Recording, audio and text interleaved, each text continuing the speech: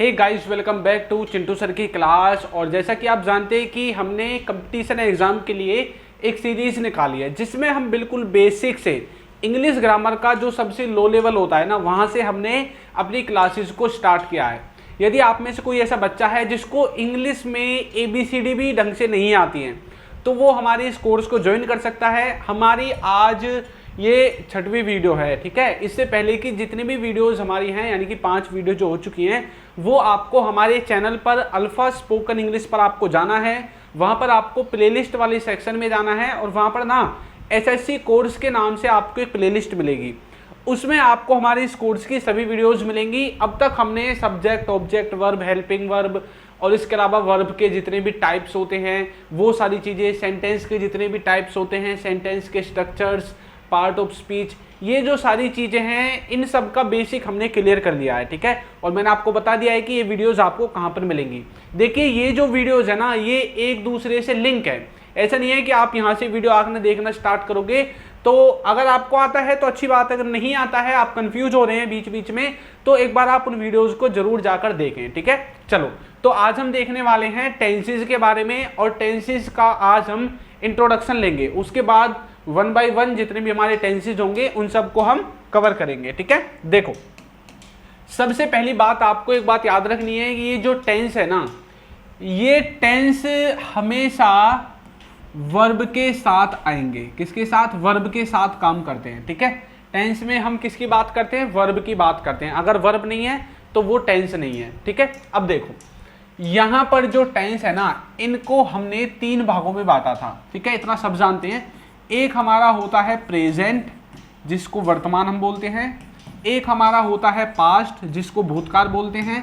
और एक हमारा होता है फ्यूचर, जिसको भविष्यकाल बोलते हैं। वर्तमान काल, भूतकाल, भविष्यकाल। अब इतनी आप जानते हैं। प्रेजेंट मतलब जो प्रेजेंट के काम है, प्रेजेंट जो भी चल रहा है। पास्ट मतलब जो बीत चुका है। और फ्यूचर मतलब जो आने वाला समय है, ठीक है। अब इन समय में हम किस चीज की बात करेंगे? इन समय में हम बात करेंगे किसी काम के बारे में, किसी वर्ब के बारे में, ठीक है। वर्ब के टाइप्स मैंने अच्छे से आपको समझा दिए हैं, अब पीछे जाके देख सकते हैं। अब ये जो 3 टेंस हमने अलग से बांटे हैं, इनको फिर से 4 भागों में बांटा गया है। कितने भागों में? 4 भागों में इनको डिवाइड कर दिया गया। फर्स्ट है आपका इंडेफिनेट, ठीक है। इंडेफिनेट तीनों ही टेंसेज में है, present indefinite, past indefinite, future indefinite. उसके बाद है आपका कॉन्टिन्यूअस। क्या है? कॉन्टिन्यूअस टेंस है। थर्ड नंबर पे है आपका परफेक्ट टेंस। कौन सा?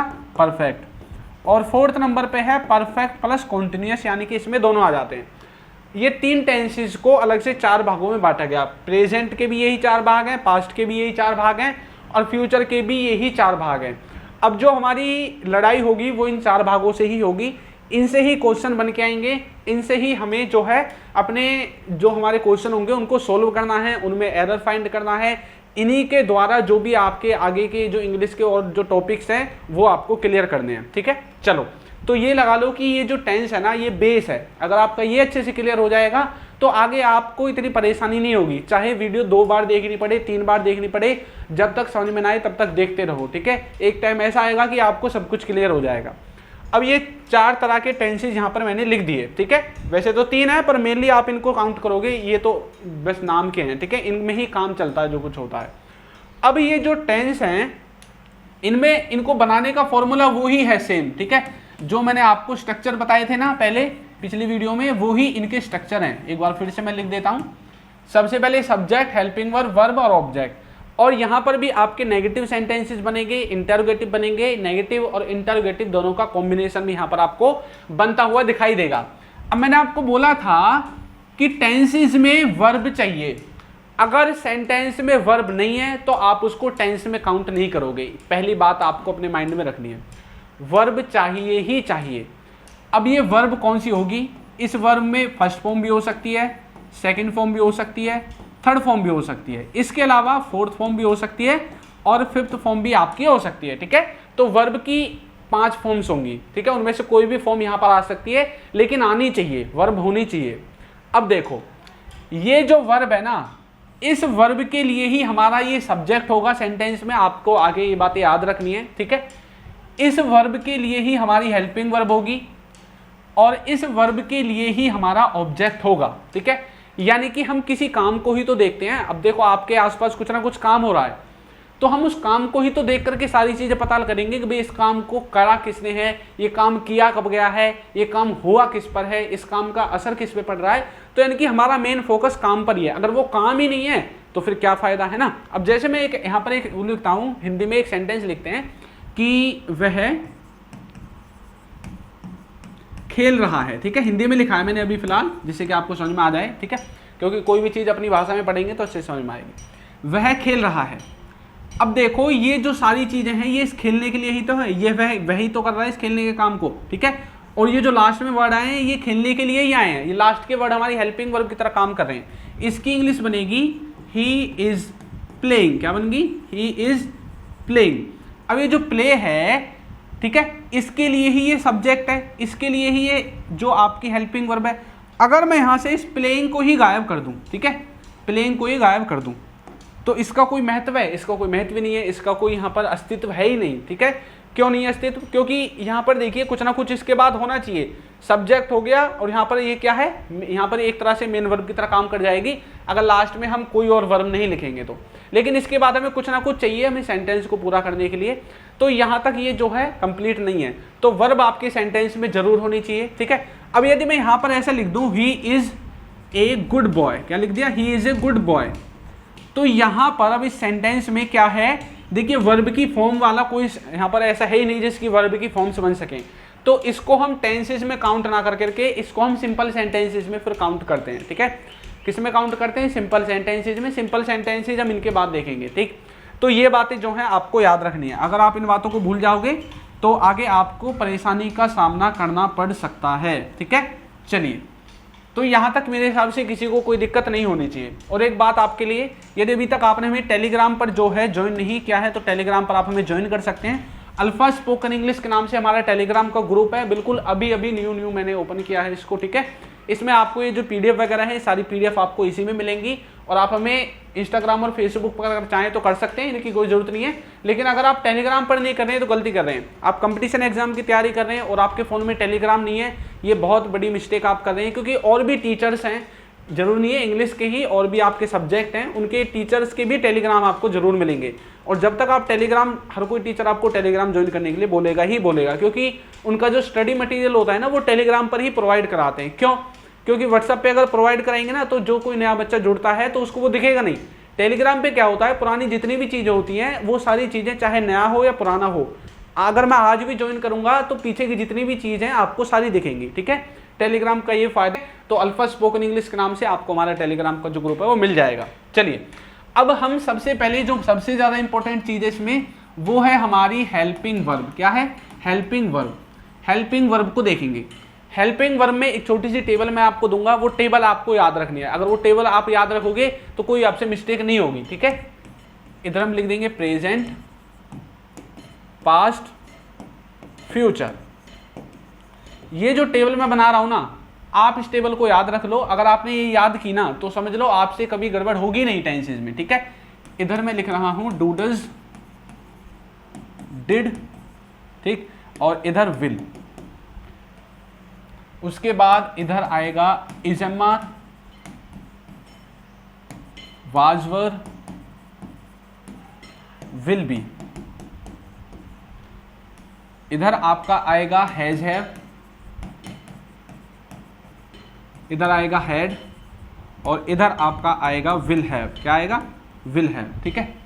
इसके बाद इधर क्या आएगा? इधर आपका हैज हैव तो आएगा ही आएगा, प्लस में बिन भी आ जाएगा, BEEN वाला, ठीक है। इधर आपका हैड के साथ बिन आ जाएगा, और इधर आपका विल हैव के साथ बिन आ जाएगा, विल हैव प्लस में बिन, ठीक है। अब देखो यहाँ पर एक चीज़ आपको याद रखनी है, ये मैंने जो ये हेल्पिंग वर्ब लिखी है, यदि आपसे कोई पूछे कि बताओ भाई वाजवर कहाँ पर इस्तेमाल होता है, या फिर आपको कहीं पर दिखे, तो सारे आपको याद करने की ट्रिक बता रहा हूँ मैं, ठीक है। वाजवर कहाँ पर इस्तेमाल होगा? वाजवर होगा पास्ट में, यानी कि जितनी भी लिख रही है इस रो में, डिड, वाजवर, हैड और हैड बीन, ये सब के सब पास्ट में इस्तेमाल होंगी। Will, will be, will have और विल हैव बीन फ्यूचर में इस्तेमाल होंगे। और do does, is am are, has have और हैज हैव के साथ बिन, ये सब के सब आपके प्रेजेंट में इस्तेमाल होंगे। ठीक है, कोई आपसे पूछे बताओ हैज हैव कहां पर इस्तेमाल होता है, प्रेजेंट में होता है। विल हैव कहां पर इस्तेमाल होता है, फ्यूचर में होता है। डू डज कहां पर इस्तेमाल होता है, प्रेजेंट में होता है। डिड कहां पर इस्तेमाल होता है, डिड का इस्तेमाल हम पास्ट में करते हैं सेंटेंसेस को बनाने के लिए। ठीक है, ऐसे मुंह जवानी आपको ये याद होनी चाहिए पूरी टेबल। इसके बाद आपको एक बात इसमें अब याद रखनी है, वो क्या है, टेंस कैसे पिछलेगा। ये जितनी भी चीजें हैं ये आपकी आएंगी इंडेफिनिट में। किस में आएंगी, इंडेफिनिट में आपकी आएंगी। ठीक है, यानी कि डू डज इस्तेमाल कहां पे होता है, प्रेजेंट में, लेकिन प्रेजेंट के किस में, इंडेफिनिट में। डिड कहां पर इस्तेमाल होता है, पास्ट में, पास्ट के किस में, पास्ट इंडेफिनिट में। और विल फ्यूचर के इंडेफिनिट में। ठीक है, इधर वाली ये जितनी भी चीजें हैं ये आपकी कॉन्टिन्यूअस टेंस के अंदर आएंगे। किसके, कॉन्टिन्यूअस टेंस के अंदर आएंगे। ठीक है, इज एम आर प्रेजेंट के कॉन्टिन्यूअस में, वाज वर पास्ट के कॉन्टिन्यूअस में, विल बी फ्यूचर के कॉन्टिन्यूअस में। ठीक है, इधर वाली जो चीजें हैं ये आपकी आएंगी परफेक्ट टेंस में। किसमें, परफेक्ट में। हैज हैव, हैड और विल हैव ये सब के सब परफेक्ट की हेल्पिंग वर्ब है। हैड प्रेजेंट परफेक्ट की है। ठीक है, विल हैव फ्यूचर परफेक्ट की है और हैज हैव प्रेजेंट परफेक्ट की है। ठीक है, ये पास्ट परफेक्ट की हैड है, प्रेजेंट की हैज हैव है और फ्यूचर की विल हैव है। इसके बाद ये वाली आएंगी आपकी परफेक्ट कॉन्टिन्यूअस के अंदर। ठीक है, present perfect continuous has have के साथ बिन। ठीक है, और पास्ट परफेक्ट कॉन्टिन्यूअस हैड के साथ been, future perfect continuous will have के साथ बिन। ये जो चीजें हैं ये आपको याद रखनी है। इसके बाद अब ये जो हेल्पिंग वर्ब यहाँ पर लिखी हुई है, जब आप इस टेबल को अच्छे से याद कर लोगे कि कौन सी कहाँ पर इस्तेमाल होती है, मुंह जबानी याद होनी चाहिए बिल्कुल आपको। ठीक है, उसके बाद अब हमें देखना है इनके साथ वर्ब की कौन सी फॉर्म लगेंगी। मैं याद रखना आपको इन हेल्पिंग वर्ब के साथ बता रहा हूँ, इन हेल्पिंग वर्ब के साथ कौन सी वर्ब की फॉर्म लगेगी। ठीक है, ये जितनी भी यहाँ पर लिखी हुई हैं इन सब के साथ वर्ब की पहली फॉर्म लगेगी। कौन सी फॉर्म लगेगी, पहली। डू डज के साथ भी पहली, डिड के साथ भी पहली, विल के साथ भी पहली। कुछ बच्चे सोचते हैं कि डिड तो सर पास्ट इंडेफिनिट में आ गया, वर्ब की सेकंड फॉर्म लगेगी। वो जब लगेगी जब डिड नहीं आएगा। ठीक है, अब डिड आया है तो वर्ब की पहली फॉर्म लगेगी। ठीक, is am are, was were और विल बी, इनके साथ लगती है वर्ब की फर्स्ट फॉर्म में आईएनजी, यानी कि जिसको आप वर्ब की फोर्थ फॉर्म बोलते हैं। कौन सी फॉर्म, वर्ब की फोर्थ फॉर्म बोलते हैं। ठीक है, is am are, was were और विल बी के साथ वर्ब की फोर्थ फॉर्म लगेगी। इसके बाद हैज हैव और हैड, इनके साथ लगती है हमेशा वर्ब की तीसरी फॉर्म। कौन सी फॉर्म लगेगी, इनके साथ वर्ब की तीसरी फॉर्म आपको इस्तेमाल करनी है। इसके बाद आता है हैज हैव के साथ बिन, इनमें भी लगती है वर्ब की फोर्थ फॉर्म। कौन सी फॉर्म, फोर्थ फॉर्म। तो आपको ये हेल्पिंग वर्ब और इन हेल्पिंग वर्ब के साथ वर्ब का कॉम्बिनेशन याद होना चाहिए। ये बिल्कुल इंट्रोडक्शन है टेंसेस का। ठीक है, बाकी जो इनके फंक्शन होंगे वो मैं आपको आगे की वीडियोस में कवर कराता चलूंगा। जब भी वीडियो डले आप उसको देखें जरूर। ठीक है, और चैनल को भी सब्सक्राइब कर ले ताकि जब भी वीडियो डले तो आपके पास नोटिफिकेशन आ जाए। ये चीज़ आपको समझ में आई। अब यहाँ पर आपको क्या याद रखना है, यहाँ पर एक चीज़ और याद रखनी है, वो क्या है कि ऐसा नहीं है कि आपने कई बार बच्चों से गड़बड़ होती है, विल हैव, हैड और हैज हैव को देखकर डायरेक्ट वो पीछे बिन को नहीं देखते हैं और तीसरी फॉर्म लगा देते हैं। नहीं, आपको यदि बिन दिख रहा है तो फोर्थ फॉर्म आपको लगानी है यहाँ पे। ठीक है, अब यहाँ पर आपको यदि ये वाला जो टेंस है ना, ये पास्ट का इंडेफिनिट, इसमें यदि हम डिड का इस्तेमाल ना करेंगे ना तो वर्ब की सेकंड फॉर्म यहाँ पर आ जाएगी। इसके अलावा और कहीं पर भी कोई चेंज आपको नहीं करना है, सिर्फ इसको छोड़ करके। ठीक है, यहाँ डू डज में भी इनमें वर्ब की फर्स्ट फॉर्म ही लगती है, चाहे सिंपल हो, नेगेटिव हो, इंटरोगेटिव हो, कोई सा भी क्यों ना हो। ठीक है, ये जो टेबल है ये टेबल आपको याद रखनी है। अब ये जितने भी यहाँ पर मैंने शब्द लिखे हैं ये तो हेल्पिंग वर्ब हो गई, इनसे पहले सब्जेक्ट आता है ना, हेल्पिंग वर्ब से पहले सब्जेक्ट। अब इनको आपको सब्जेक्ट के हिसाब से इस्तेमाल करना है। मैं बताता हूँ कैसे आप इनको सब्जेक्ट के हिसाब से इस्तेमाल करोगे। देखो, सब्जेक्ट में 4 वर्ड आपको याद रखने हैं, ही, शी, इट और किसी भी व्यक्ति का नाम। ठीक है, 4 वर्ड हो गए। अब ये जो 4 वर्ड हैं इनके साथ आपको इस्तेमाल करना है डज का, हैज का, इज का। ठीक है, किस किस का हो गया, डज हो गया, हैज हो गया, इज हो गया और इसके अलावा वाज का। ठीक है, ये ऊपर के 4 वर्ड इन 4 हेल्पिंग वर्ब के साथ इस्तेमाल होंगे। ठीक है, ये बात आपको याद रखनी है। अगर इनमें से कुछ भी आ जाए तो इनमें से कोई भी आपको दिख रहा है लगा दो, इनमें से कुछ भी है, इनमें से कोई भी आपको दिख रहा है लगा दो। यही गड़बड़ जो है आपको टेंसेस में देखने को मिलेगी। ठीक है, गलत हेल्पिंग वर्ब गलत सब्जेक्ट के साथ लगा दी जाएगी। ठीक है, और हेल्पिंग वर्ब के साथ वर्ब में भी दिक्कत मिलती है। जैसे अभी मैंने यहाँ पर एक चार्ट बनवाया है, इस टेबल में क्या है, जैसे मैंने आईएनजी वाली फॉर्म लगा रखी है was were is am are के साथ, आपको वो थर्ड फॉर्म लगा के दे देगा, ठीक है। यहाँ पर थर्ड फॉर्म लगा रखी है, यहाँ पर पहली फॉर्म दे देगा या पांचवी फॉर्म दे देगा, ठीक है। इस तरह से वो गड़बड़ करेगा सवाल में, तो आपको ये चीजें पकड़नी है, ठीक है। इसके अलावा एक है आपका आई, जो कि एक्सेप्शनल केस में आता है। ये क्या करता है, कभी तो सिंगुलर हेल्पिंग वर्ब लेगा, कभी प्लूरल लेगा। इसके साथ एक तो हैव आएगा, ठीक है, आपको याद रखना है। एक इसके साथ डू आएगा, एक इसके साथ एम आएगा और एक इसके साथ वाज आएगा, ठीक है। ये आपको अलग से याद करना है, कई बार आप बच्चों के गड़बड़ कर जाता है, तो ये आप अलग से लिख लो, ठीक है। इसके अलावा कुछ ऐसी हेल्पिंग वर्ब है जिनको आप सभी सब्जेक्ट के साथ लगाओगे, जैसे कि डिड, हैड और विल। अब विल के बाद विल बी हो, विल हैव बीन हो, कुछ भी हो, ठीक है। ये जो हेल्पिंग वर्ब हैं इनको आप सभी सब्जेक्ट के साथ इस्तेमाल करोगे, ठीक है, सभी सब्जेक्ट के साथ ये वाली हेल्पिंग वर्ब आपको इस्तेमाल करनी है, ठीक है। बिल्कुल बेसिक चीजें हैं। अब देखो, इनके अलावा जो भी कुछ बच गया और जो भी सब्जेक्ट बच गए उनको आपस में इस्तेमाल कर दो। क्या क्या बचा है, सब्जेक्ट में दे बच गया, ठीक है, वी, यू, दे हो गया, वी हो गया, यू हो गया, ये वाले वर्ड्स जो हैं आपके बच गए, ठीक है। इनको आप बची कुची जितनी भी बची कुची है, कितनी बच गई डज में से, जैसे कि यहाँ से अब आपका डू बच गया, ठीक है, इनके साथ डू भी आ जाएगा। और क्या बच गया, हैव बच गया, हैव बीन के साथ आ जाएगा, ठीक है। वर बच गया, वर बीन के साथ आ जाएगा। इसके अलावा जो भी बच गया है सब आप इनके साथ इस्तेमाल कर सकते हैं, कोई दिक्कत नहीं है। तो हेल्पिंग वर्ब को आपको इस तरह से जो है याद करना है। जब आप इनको इस तरह से याद कर लोगे तो आपको मेरे हिसाब से कोई दिक्कत नहीं होने वाली आगे, ठीक है। और हाँ, आप हमारे ऐप को भी डाउनलोड कर लीजिए। हमारे ऐप का नाम है अल्फा स्पोकन इंग्लिश, ठीक है, ये इसका लोगो है।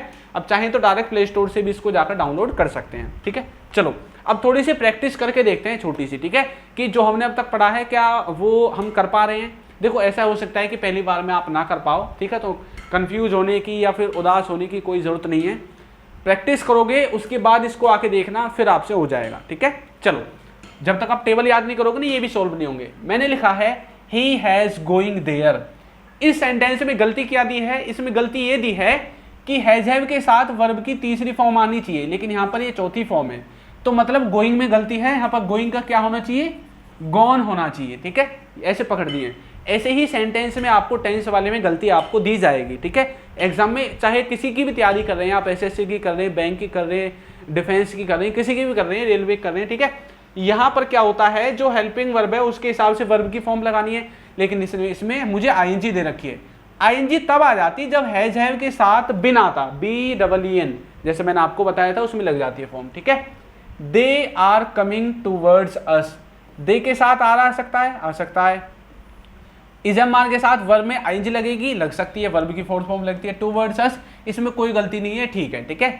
व्हाट डिड यू आस्क्ड, अब यहाँ पर गलती क्या है, आस्क्ड में गलती है। क्यों, क्योंकि ये देखो हमने ईडी वाली फॉर्म लगा रखी है, ये या तो सेकंड फॉर्म है या थर्ड फॉर्म है, लेकिन अभी हमने सीखा था कि डू डज और डिड के साथ वर्ब की पहली फॉर्म आएगी, तो आस्क्ड नहीं आएगा, आस्क आएगा, ठीक है, तब ये सेंटेंस जो है आपका सही रहेगा।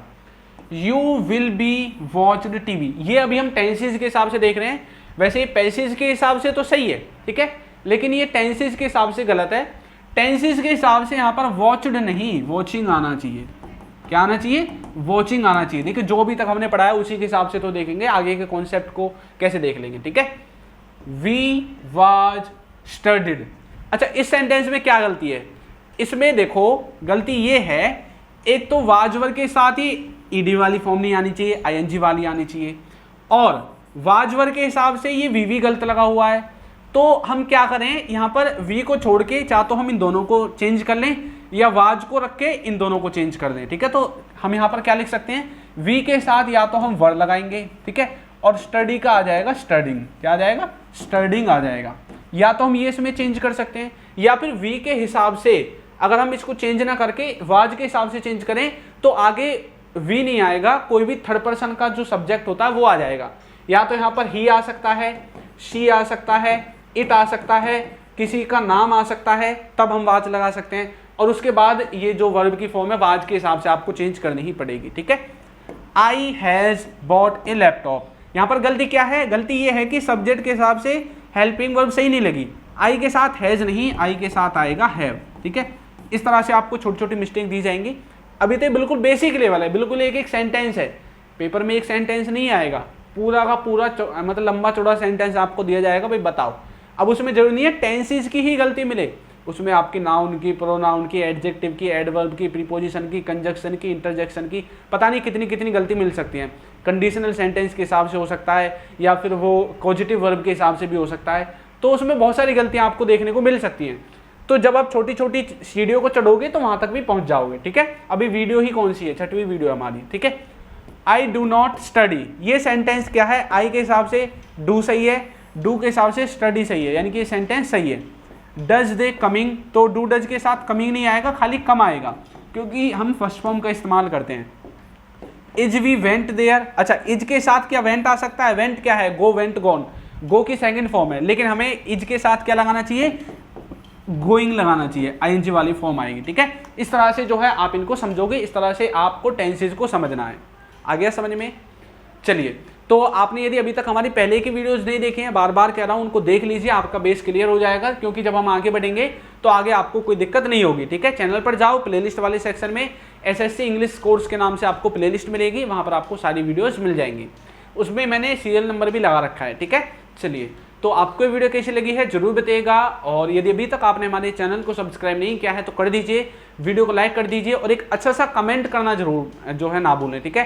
कमेंट करके मुझे जरूर बताएं कि सर हमें वीडियो कैसी लगी है, आपको अच्छी लगी है, बुरी लगी है, या फिर आपको ऐसा लगता है कि सर यहाँ पर थोड़ा और आप अच्छे से समझा सकते थे। कोई भी चीज़ आपको लगती है तो आप मुझे कमेंट करके बता सकते हैं। चलिए, तो मिलते हैं अपनी नेक्स्ट वीडियो में एक नए टॉपिक के साथ, तब तक के लिए सभी बच्चों को थैंक यू।